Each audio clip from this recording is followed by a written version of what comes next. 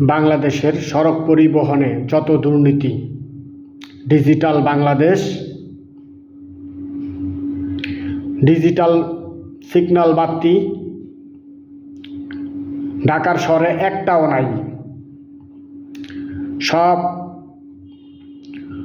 দুর্নীতিবাজরা লুট করার জন্য, দুর্নীতি করার জন্য এগুলারে বন্ধ করে রাখছে।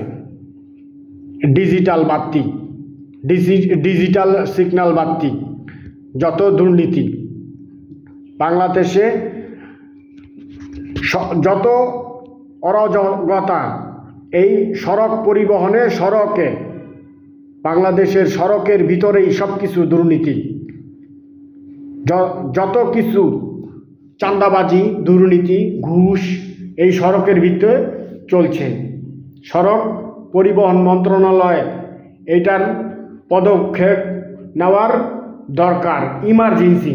কিন্তু এরা দুর্নীতি করার জন্য সিগন্যাল বাতি সব ধ্বংস করে দিছে। এই ধ্বংস কি কারণে করছে?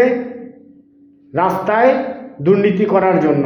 এই দুর্নীতি থাকবো, করব, আরও থাকবো, করতে চাইতেছে। এই দুর্নীতির বিরুদ্ধে সাধারণ জনগণ, মানুষ তীব্র প্রতিবাদ জানায়। সড়কের ভিতরে চাঁদাবাজি, ঘুষ, সব কিছু লুটতরাজ, এগুলা এই সড়কের ভিতরে হয়। সব কিছুর দাম বাড়ে এই সড়কের কারণে, সড়কের যানজট কারণে। তেলের দাম বেড়ে যায়, সড়কের নিত্য প্রয়োজনীয় জিনিসের দাম বেড়ে যায় এই সড়কের কারণে। সড়ক আমাদের নিরাপদ না, নিরাপদ সড়ক চাই।